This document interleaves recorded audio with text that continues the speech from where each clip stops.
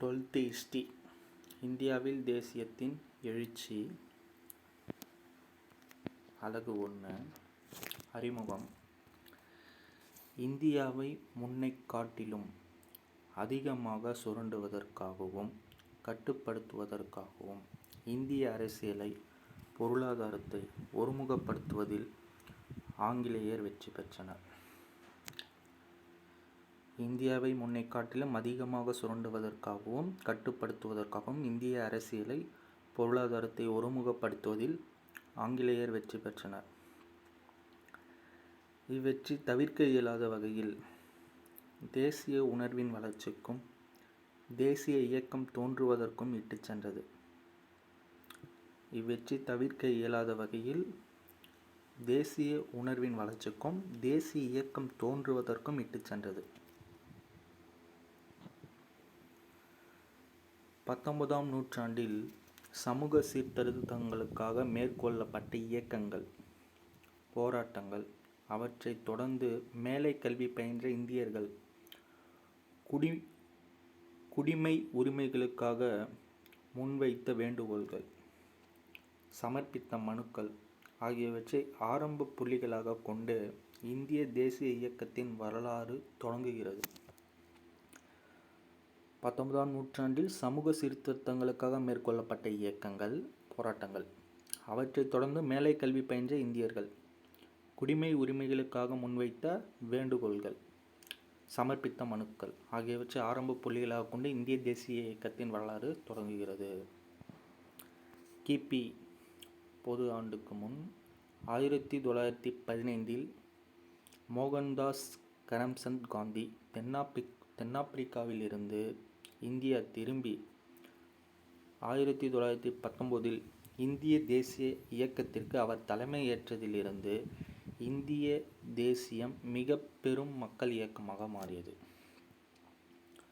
கிபி பொது ஆண்டுக்கு முன் 1915 மோகன்தாஸ் கரம்சந்த் காந்தி தென்னாப்பிரிக்காவில் இருந்து இந்தியா திரும்பி 1919 இந்திய தேசிய இயக்கத்திற்கு அவர் தலைமையேற்றதிலிருந்து இந்திய தேசியம் மிக பெரும் மக்கள் இயக்கமாக மாறியது.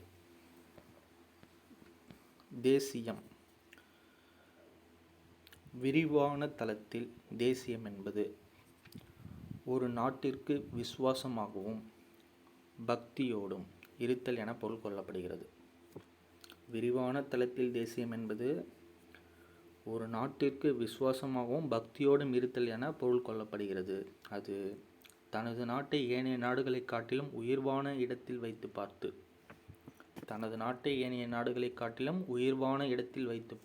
அல்லது ஏனைய நாடுகளுக்கு போட்டியாக தனது நாட்டின் பண்பாடும் மற்றும் விருப்பங்களின் வளர்ச்சியில் சிறப்பு கவனம் செலுத்துதல். ஏனைய நாடுகளுக்கு போட்டியாக தனது நாட்டின் பண்பாடும் மற்றும் விருப்பங்களின் வளர்ச்சியில் சிறப்பு கவனம் செலுத்தும் ஒரு தேசிய உணர்வு அல்லது மனப்போக்காகும். காந்தியடிகளுக்கு முன்னர் தாதாபாய் நௌரோஜி, கோபாலகிருஷ்ண கோகலே, பிபின் சந்திர பால், லாலா லஜபதி ராய், பால கங்காதர திலகர் போன்றோரும் காந்தியடிக்கு முன்னர் தாதாபாய் நௌரோஜி, கோபாலகிருஷ்ண கோகலே, பிபின் சந்திர பால், லாலா லஜபதி ராய், பால கங்காதர திலகர் போன்றோரும் ஏனையோரும் காலனிய சுரண்டல் குறித்தும் மக்களின் தேசிய அடையாளம்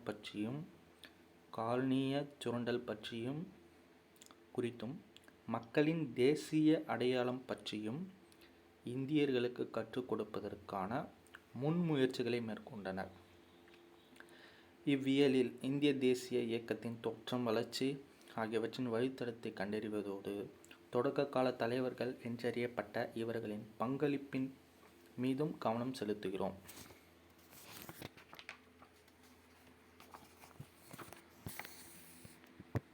சமூக பொருளாதார பின்னணி. புதிய நில உரிமைகளால் ஏற்பட்ட பாதிப்புகள். இந்தியாவின் மரபு சார்ந்த நில உடைமை முறையை ஆங்கிலேயர்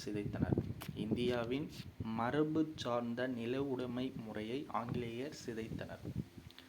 ஆங்கிலேயருக்கு முந்தைய காலங்களில் நில வரியானது விவசாயிகளுடன் விளைச்சலை பகிர்ந்து கொள்வதாய் அமைந்திருந்தது. ஆங்கிலேயருக்கு முந்தைய காலங்களில் நிலவரியானது விவசாயிகளுடன் விளைச்சலை பகிர்ந்து கொள்வதாய் அமைந்திருந்தது. ஆனால் ஆங்கிலேயர் பயிர்கள் விளையாமல் போவது, விலைகளில் ஏற்படும் வீழ்ச்சி, வறட்சி, பஞ்சம் போன்ற நிகழ்வுகளை கணக்கில் கொள்ளாமல் நிலவரியை பணமாக கணக்கிட்டு நிர்ணயம் செய்தனர். ஆனால் ஆங்கிலேயர் பயிர்கள் விளையாமல் போவது, விலைகளில் ஏற்படும் வீழ்ச்சி, வறட்சி, பஞ்சம் போன்ற நிகழ்வுகளை கணக்கில் கொள்ளாமல் நிலவரியை பணமாக கணக்கிட்டு நிர்ணயம் செய்தனர். மேலும் கடனை அடைப்பதற்காக விற்பனை செய்வது என்பதும் வழக்கமானது. கடனை அடைப்பதற்காக விற்பனை செய்வது என்பதும் பழக்கமானது. வட்டிக்கு கடன் கொடுப்பவர்களை நில உரிமையாளர்களுக்கு முன்பணம் வழங்க ஊக்குவித்து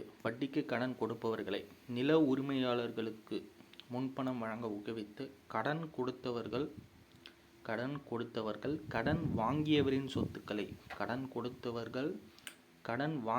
சொத்துக்களை இதன் மூலம் அபகரிக்க அனைத்து விதமான சூழ்ச்சிகளையும் மோசடிகளையும் மேற்கொண்டனர். கிழக்கிந்திய கம்பெனி அறிமுகம் செய்த புதிய நில நிர்வாக கொள்கையினால் மேலும் 2 முக்கிய பாதிப்புகள் ஏற்பட்டன. கிழக்கிந்திய கம்பெனி அறிமுகம் செய்த புதிய நில நிர்வாக கொள்கையினால் மேலும் 2 முக்கிய பாதிப்புகள் ஏற்பட்டன. நிலத்தை விற்பனை பொருளாக்குவது 1. நிலத்தை விற்பனை பொருளாக்குவது, இந்தியாவில் வேளாண்மையை வணிகமயமாக்குவது 2. ஆகிய இரண்டையும் அவர்கள் நிறுவனமாகவே ஆக்கினர். இப்போ நிலத்தை விற்பனை பொருளாக்குவது, இந்தியாவில் வேளாண்மையை வணிகமயமாக்குவது ஆகிய இரண்டையும் அவர்கள் நிறுவனமாகவே ஆக்கினர். ஆங்கிலேயர் வருகைக்கு முன்பு இந்தியாவில் நிலத்தில் தனி சொத்துரிமை என்பது இல்லை. ஆங்கிலேயர் வருவதற்கு முன்பு இந்தியாவில் நிலத்தில் தனி சொத்துரிமை என்பது இல்லை. தற்போது நிலம் ஒரு சரக்காக மாற்றப்பட்டு விற்பது அல்லது வாங்குவதன் வழியாக நபர்களுக்கிடையே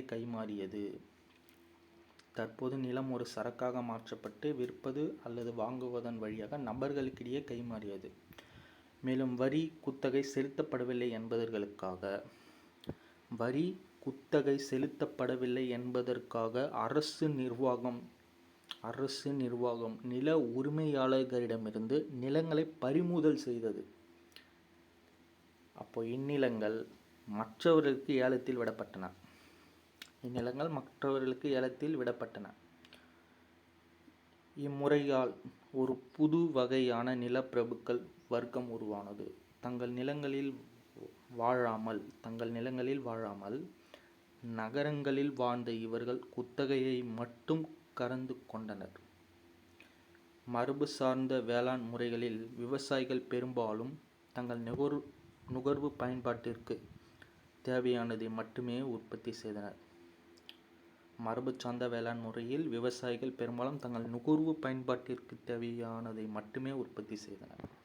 புதிய நில வருவாய் முறைகள் அறிமுகமான பின்னர் அவர்கள் சந்தைக்கு தேவையானதை மட்டுமே உற்பத்தி செய்தனர். மரபு சார்ந்த வேளாண் முறையில் விவசாயிகள் பெரும்பாலும் தங்கள் நுகர்வு பயன்பாட்டிற்கு தேவையானதை மட்டுமே உற்பத்தி செய்தனர். புதிய நில வருவாய் முறைகள் அறிமுகமான பின்னர் அவர்கள் சந்தைக்கு தேவையானதை மட்டுமே உற்பத்தி செய்தனர்.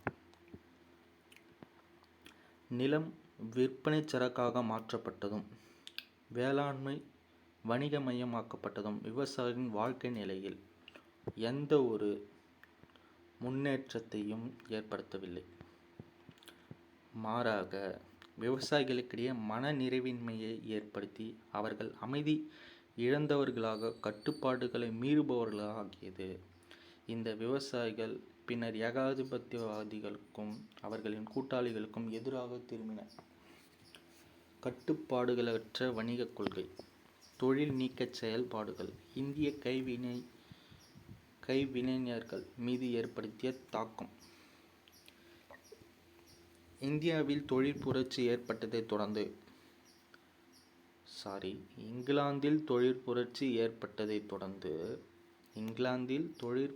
ஏற்பட்டதைத் தொடர்ந்து கம்பெனி பின்பற்றிய கொள்கையானது இந்தியாவில் தொழில்கள் நீக்கப்படும் விளைவுகளை ஏற்படுத்தியது.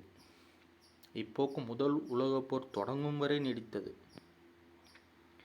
இங்கிலாந்தில் தொழில் புரட்சி ஏற்பட்டதைத் தொடர்ந்து கம்பெனி பின்பற்றிய கொள்கையானது இந்தியாவில் தொழில்கள் நீக்கப்படும் விளைவுகளை ஏற்படுத்தியது. இப்போக்கு முதல் உலகப் போர் தொடங்கும் வரை நீடித்தது. ஆனால் ஆங்கில அரசு கட்டுப்பாடுகளற்ற சுதந்திர வணிகம் எனும் கொள்கையை பின்பற்றியது.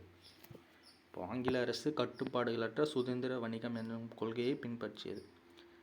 பருத்தி, சணல், பட்டு ஆகிய கச்சா பொருட்கள் இந்தியாவிலிருந்து இங்கிலாந்திற்கு எடுத்துச் செல்லப்பட்டன.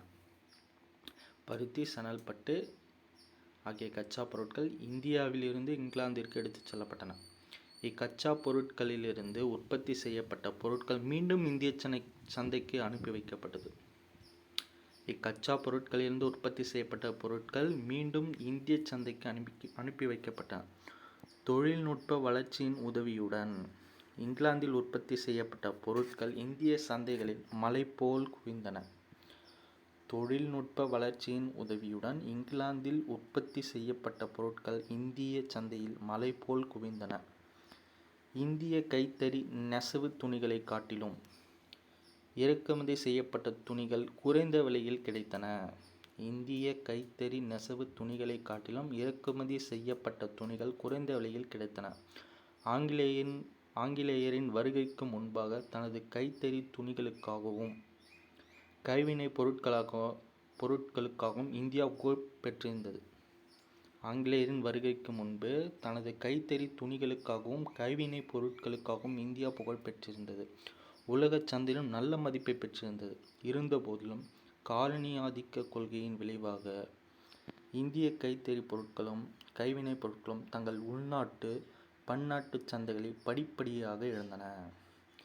இங்கிலாந்து பொருட்கள் இறக்குமதி செய்யப்பட்டதால் இந்தியாவின் நெசவாளர், பருத்தி இழை ஆடை தயாரிப்போர், தச்சர், கொல்லர், காலணிகள் தயாரிப்போர் ஆகியோர் வேலையற்றோர் ஆயினர்.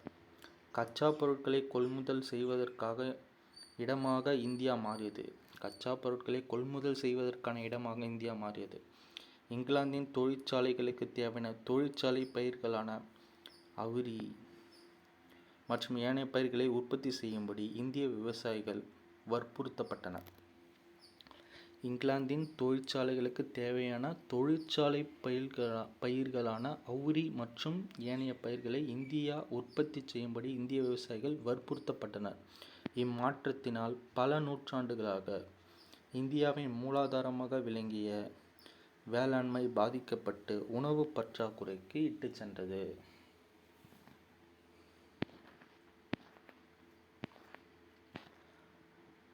1859 1860 வங்காளத்தில் நடைபெற்ற இண்டிகோ கலகம்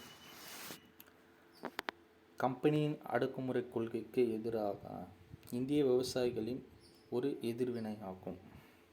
1859-60 வங்காளத்தில் நடைபெற்ற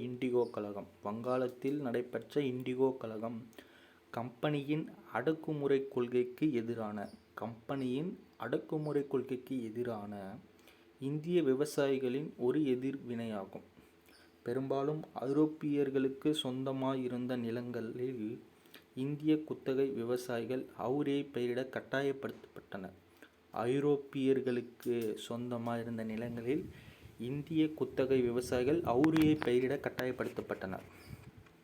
துணிகளுக்கு சாயம் தயாரிக்க பயன்படுத்தப்படும் இச்செடிக்கு ஐரோப்பாவில் பெரும் தேவை ஏற்பட்டிருந்தது. சிறியதோர் தொகையை முன்பணமாக பெற்றுக்கொள்ளவும்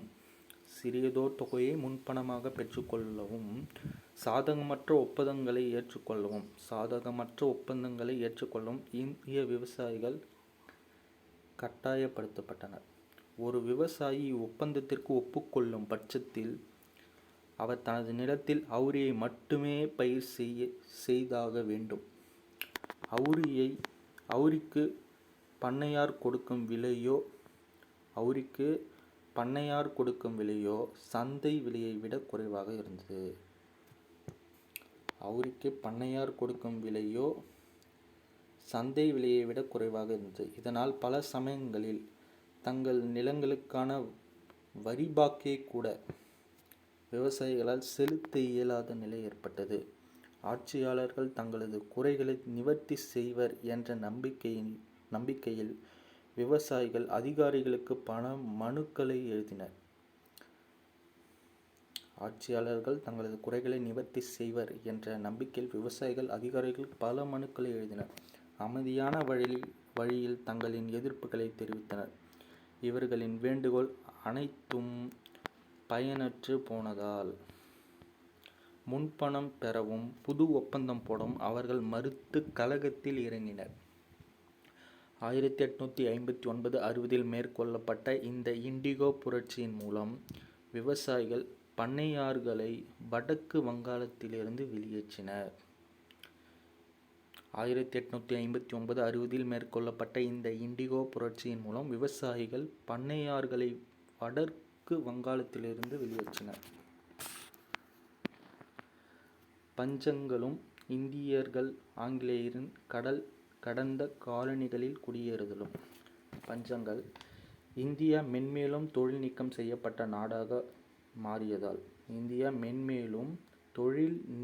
செய்யப்பட்ட நாடாக மாறியதால் கைவினை தொழில்களில் ஈடுபட்டிருந்த கைவினை தொழிலாளர்கள் வேலை இழந்தனர். மேலும் நீர்ப்பாசன ஏற்பாடுகள் மராமத்து செய்யப்படாமல்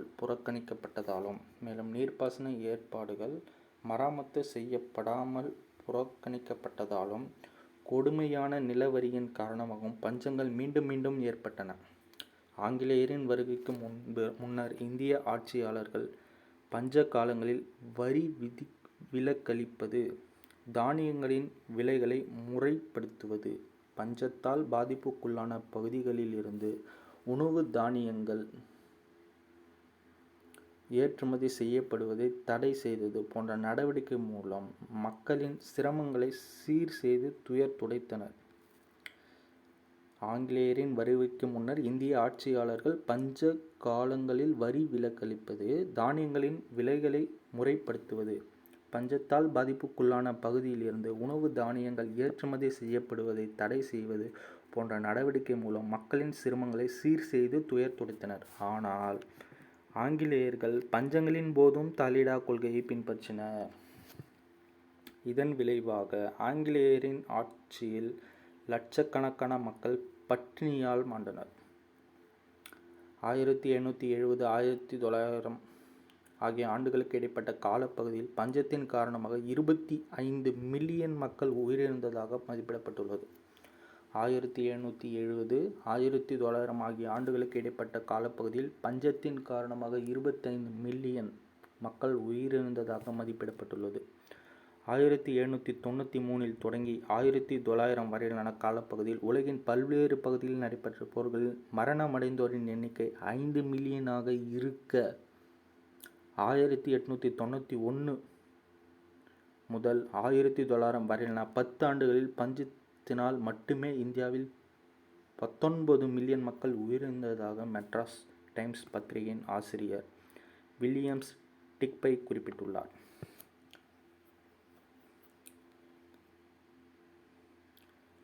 மெட்ராஸ் டைம்ஸ் பத்திரிகையின் ஆசிரியர் வில்லியம் டிக்பை 1793 தொடங்கி 1900 வரையிலான காலப்பகுதியில் உலகில் பல்வேறு பகுதிகளில் நடைபெற்ற போர்களில் மரணமடைந்தோரின் எண்ணிக்கை 5 மில்லியனாக இருக்க, 1891 முதல் 1900 வரையிலான 10 ஆண்டுகளில் பஞ்சத்தினால் மட்டுமே இந்தியாவில் 19 மில்லியன் மக்கள் உயிரிழந்ததாக மெட்ராஸ் டைம்ஸ் பத்திரிகையின் ஆசிரியர் வில்லியம் டிக்பை குறிப்பிட்டுள்ளார். இதில் துயரம் யாதெனில், பட்டினியால் மக்கள் மடிந்து கொண்டிருந்த நிலையில் பல மில்லியன் டன் கோதுமை இங்கிலாந்திற்கு ஏற்றுமதி செய்யப்பட்டது.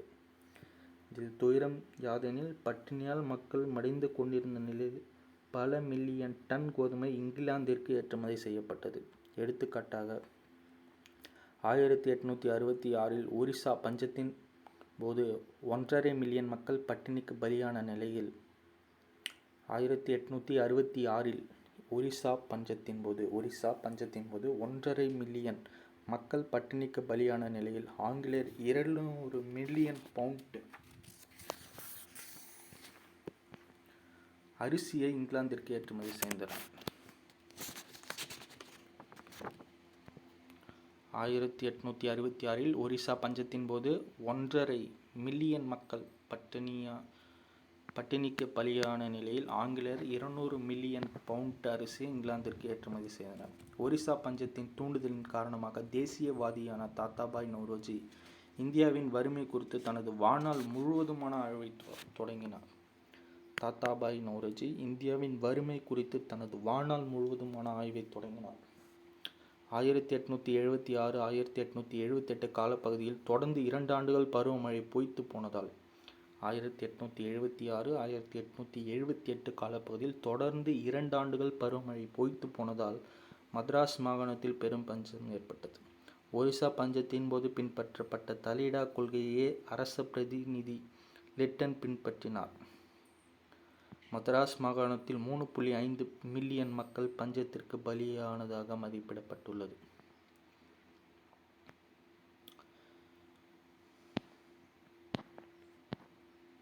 ஒப்பந்த கூலி தொழிலாளர். ஆங்கிலேயர் பேரரசின் காலனிகளான சிலோன்,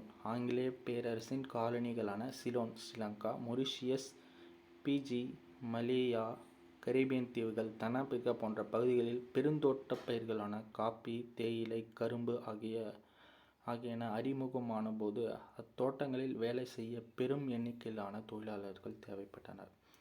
1815 சிலோன் ஆளுநர் மദ്രാஸ் மாகாண ஆளுநருக்கு எழுதிய கடிதத்தில் பெருந்தோட்டத்தில் வேலை செய்ய கூலிகளை அனுப்பி வைக்க கேட்டுக்கொண்டார்.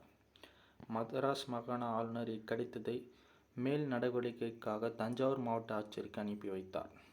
மக்கள் தங்கள் நிலத்தின் மீது அதிக பற்று கொண்டிருந்ததால் ஊக்கத்தொகை ஏதேனும் வழங்காமல் அம்மக்களை அவர்களின் சொந்த மண்ணிலிருந்து நகரச் செய்வது சிரமம் என தஞ்சை மாவட்ட ஆட்சியர் தெரிவித்தார்.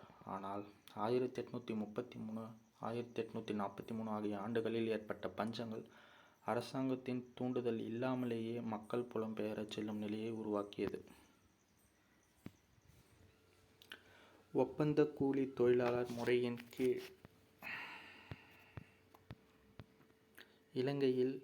இலங்கையின் காபி, தேயிலை தோட்டங்களில் இந்தியர்கள் கூலிகளாக வேலை செய்ய சென்றனர்.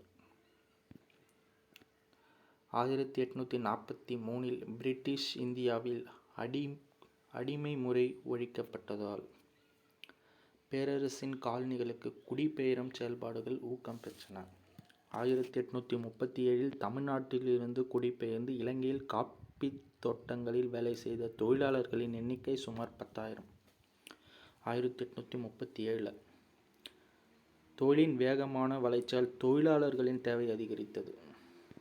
1846 80,000 என மதிப்பிடப்பட்ட தமிழ் தொழிலாளர்களின் எண்ணிக்கை 1855 1,28,000 ஆனது.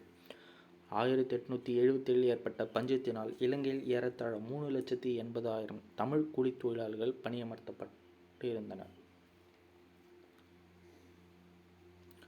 1837 10,000 1837 10,000 1846 80,000 1855 1,28,000 அப்படி 9 கூட்டுங்க. 10,000 80,000 1,28,000. ஆனால் 77 3,80,000. ஒப்பந்த தொழிலாளர் முறை உழைப்புடன் கூடிய கடுங்காவல் தண்டனை போன்ற இவ்வொப்பந்த கூலி தொழிலாளர் முறையின் கீழ் தொழிலாளர்கள் 5 வருட காலத்திற்கு ஒப்பந்தம் செய்யப்பட்டனர். இறுதியில் அவர்கள் குறைந்த அளவு கூலியை பெற்றுக்கொண்டு வீடு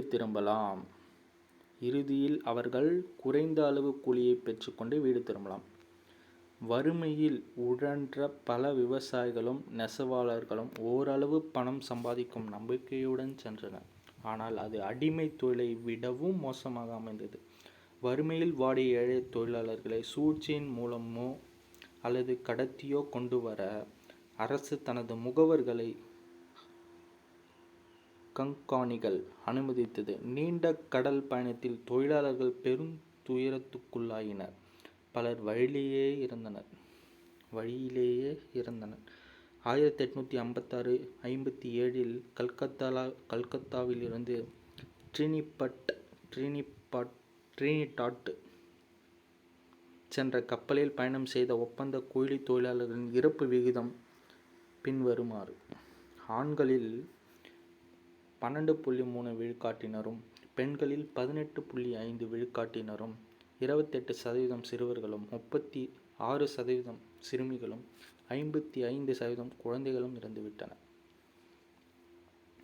1856-57 கல்கத்தாவில் இருந்து ட்ரினிடாட் சென்ற கப்பலில் பயணம் செய்த ஒப்பந்த கூலி தொழிலாளர்களின் இறப்பு விகிதம்: ஜென்ஸ் ஆண் 12.3, பெண் 18.5, 28% சிறுவர், 36% சிறுமிகள், 55% குழந்தைகள் இறந்துவிட்டனர். இலங்கைக்கு மட்டுமல்லாது ஏனைய ஆங்கிலேய காலனிகளுக்கான மொரீஷியஸ், நீரிணை குடியேற்றங்கள், கரீபியன் தீவுகள், ட்ரினிடாட், பிஜி, தென்னாப்பிரிக்கா போன்ற இடங்களுக்கும் ஒப்பந்த கூலி தொழிலாளர்களாக குடிபெயர்ந்து செல்ல இந்தியர்கள் விருப்பம் தெரிவித்தனர். 1843 மொரீஷியஸில் 30,218 ஆண்களும் 4,307 பெண்களும் குடியேறியதாக அரசே அறிவித்தது. 30,218 ஆண்களும் 4,307 பெண்களும் குடியேறியதாக அரசு அறிவித்தது. நூற்றாண்டின் இறுதியில் 5 லட்சம் தொழிலாளர்கள் இந்தியாவிலிருந்து மொரீஷியஸ் சென்றனர். மேற்கத்திய கல்வியும் அதன் தாக்கமும். ஆங்கிலேயருக்கு முந்தைய இந்தியாவில் கல்வி. காலனிய காலத்திற்கு முந்தைய இந்தியாவில் கல்வியானது ஜாதி மத அடிப்படையில் துண்டுபட்டிருந்தது. இந்துக்களிடையே பிராமணர்கள் உயர்நிலை சார்ந்த சமய தத்துவ அறிவை பெறும் தனியுரிமையை பெற்றிருந்தனர். கல்வியை தங்களின் முற்றுரிமையாக்கிக் கொண்ட அவர்கள் பிரதானமாக அர்ச்சகர்களாகவும் ஆசிரியர்களாகவும் சமூகத்தில் அங்கம் வகித்தனர். வித்யாலயங்கள், சதுஷ்பதிகள் என்றழைக்கப்பட்ட உயர்தர கல்விக்கூடங்களில் கல்வி பயின்றனர். சதுஷ்பதிகள் உயர்தர கல்விக்கூடம் பயின்றாங்க. புனிதமான மொழி என கருதப்பட்ட சமஸ்கிருத மொழி வழியில் அவர்கள் கல்வி கற்றனர். தொழில்நுட்ப அறிவானது, குறிப்பாக கட்டிடக்கலை, உலோகவியல் சார்ந்த அறிவுத்திறனானது பரம்பரையாக ஒரு சந்ததியிடமிருந்து மற்றொன்றுக்கு கைமாற்றம் செய்யப்பட்டது. இம்முறை புதிய முயற்சிகளுக்கு தடையாயிருந்தது. இம்முறையில் இருந்த மற்றுமொரு குறைபாடு பெண்களும் ஒடுக்கப்பட்டோரும் ஏனைய ஏழை மக்களும் கல்வியறிவு பெறுவதிலிருந்து தடை செய்யப்பட்டதாகும். கல்வி கற்பதில் மனப்பாட முறைக்கு முக்கியத்துவம் தரப்பட்டது. புதிய முயற்சிகளுக்கு மற்றுமொரு தடைக்கல்லாய் ஆயிற்று. காலனி அரசின் பங்களிப்பு. மெக்கலே கல்வி முறை இந்தியர்களை கல்வி கற்றவர்களாகவும் வலிமை பெற்றவர்களாகவும் மாற்ற வேண்டும் என்பதை காட்டிலும் வேறு சில காரணங்களுக்காகவும் காலனி அரசு இந்தியாவில் நவீன கல்வியின் பரவலுக்கு உதவிகள் செய்தது. இந்தியா போன்ற ஒரு பெரிய காலனி நாட்டை ஆள்வதற்கு ஆங்கிலேயர்களுக்கு தங்களிடம் பணி செய்ய பெரும் எண்ணிக்கையிலான கல்வி கற்ற நபர்கள் தேவைப்பட்டனர். தேவைப்படும் அளவிற்கான பெருவாரியான படித்த நபர்களை இங்கிலாந்திலிருந்து அழைத்து வருவது சாத்தியமற்றது. இந்நோக்கத்தில்தான் 1835 இந்திய கவுன்சில் ஆங்கிலேய கல்விச் சட்டத்தை இயற்றியது. 1835 இந்திய கவுன்சில் ஆங்கில கல்விச் சட்டத்தை இயற்றியது. டி.பி. மெக்காலே 1834 முதல் 1838 8 வரை கவர்னர் ஜெனரலின் ஆலோசனைக் குழுவில் முதல் சட்ட உறுப்பினராக அங்கம் வகித்தவர். மெக்காலே இந்தியாவிற்கு வருவதற்கு முன்னதாக 1823 பொது கல்விக்கான பொதுக்குழு உருவாக்கப்பட்டது. கல்வி தொடர்பாகவும் எம்மொழியில் கல்வி கற்பிக்கப்பட வேண்டும் என்பது குறித்தும் கிழக்கிந்திய கம்பெனிக்கு வழிகாட்டுவது இக்குழுவின் பொறுப்பாகும். இவ்வமைப்பு பின்னர் 2 குழுக்களாக பிரிந்தது. கீழ்த்திசை குழுவானது கல்வி பிராந்திய மொழிகளில் கற்பிக்கப்பட வேண்டும் என்னும் கருத்தை முன்வைத்தது.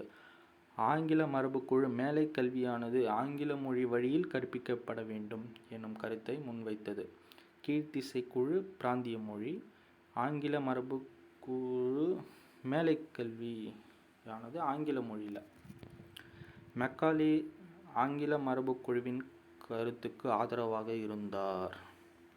1835 அவர் தனது புகழ்பெற்ற இந்திய கல்வி குறித்த குறிப்புகளை வெளியிட்டார். இக்குறிப்புகளில் ஆங்கில வழியில் மேற்கத்திய கல்வி கற்பிக்கப்படுவதற்கு ஆதரவாக வாதிட்டார். இரத்தத்திலும் நிறத்திலும் இந்தியராகவும் விருப்பத்தில் கருத்தில் ஒழுக்க நெறிகளில் அறிவில் ஆங்கிலேயராய் இருக்கும் ஒரு மக்கள் பிரிவினரை இந்தியாவிற்குள்ளே உருவாக்க அவர் விரும்பியதே அவர் ஆங்கில மரபு குழுவை ஆதரித்ததன் காரணமாகும். இரத்தத்தில் நிறத்தில் இந்தியராகவும் விருப்பத்தில் கருத்தில் ஒழுக்க நெறிகளில் அறிவில் ஆங்கிலேயராய் இருக்கும் ஒரு மக்கள் பிரிவினரை இந்தியாவிற்குள்ளே உருவாக்க அவர் விரும்பியதே அவர் ஆங்கில மரபு குழுவை ஆதரித்ததன் காரணமாகும்.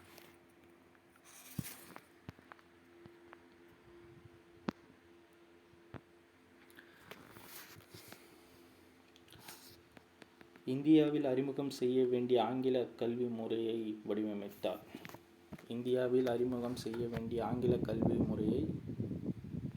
வடிவமைத்தார். டி.பி. மெக்காலே ஆவார்.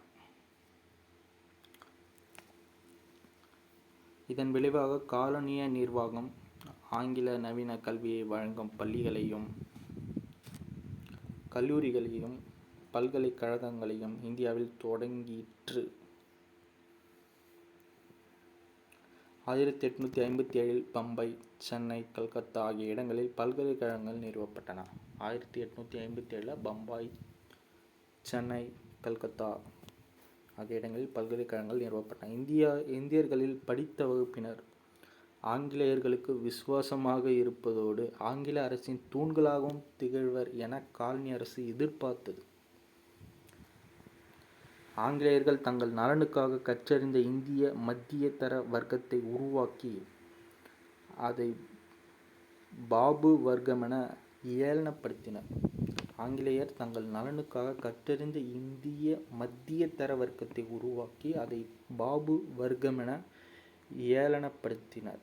இருந்த போதிலும் அந்த வர்க்கத்தினரே இந்தியாவின் புரட்சிகர முற்போக்கான படித்த வர்க்கமாக மாறி நாட்டின் விடுதலைக்காக மக்களை திரட்டுவதில் முக்கிய பங்காற்றினர். கற்றறிந்த மத்தியதர வகுப்பினரின் பங்கு. பொருளாதார நிர்வாக மாற்றங்கள் ஒருபுறமும் மேற்கத்திய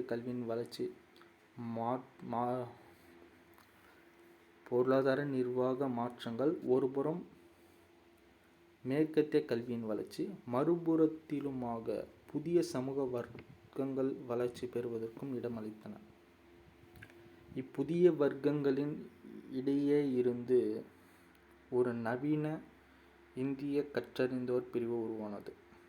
ஆங்கிலேயர்களால் உருவாக்கப்பட்ட இந்நவீன சமூக வர்க்கம் இந்தியாவின் வணிக வர்த்தக சமூகங்கள், நிலப்பிரபுக்கள், லேவா தேவி செய்வோர், வட்டிக்கு பணத்தை கடன் கொடுப்பர், லேவா தேவி செய்வோர், ஆங்கிலம் பயின்ற ஏகாதிபத்திய அரசின் துணை நிர்வாக பிரிவுகளில் பணியமர்த்தப்பட்டோர், மருத்துவர்கள், வழக்கறிஞர்கள் ஆகியோரை உள்ளடக்கியதாயிருந்தது. தொடக்க காலத்தில் ஆங்கிலேய நிர்வாகத்துடன் இணக்கமான அணுகுமுறையை கொண்டிருந்தனர். இருந்தபோதிலும் தங்கள் விருப்பங்கள் சுதந்திர இந்தியாவில் மட்டுமே நிறைவேறும் என்பதை இவர்கள் உணர்ந்து கொண்டனர். மேற்சொல்லப்பட்ட வர்க்கங்களைச் சேர்ந்த மக்கள் ஏனைய மக்களிடையே நாட்டுப்பற்றை வளர்த்தெடுப்பதில் சிறப்பான பங்காற்றினர். தேசிய அளவில் இந்திய தேசிய காங்கிரஸ் நிறுவப்படுவதற்கு முன்னர் இருந்த பல அமைப்புகளில் இவ்வகுப்புகளைச் சேர்ந்தோரின் உணர்வுகள் தெளிவாக பேசப்பட்டதை காண முடிகிறது.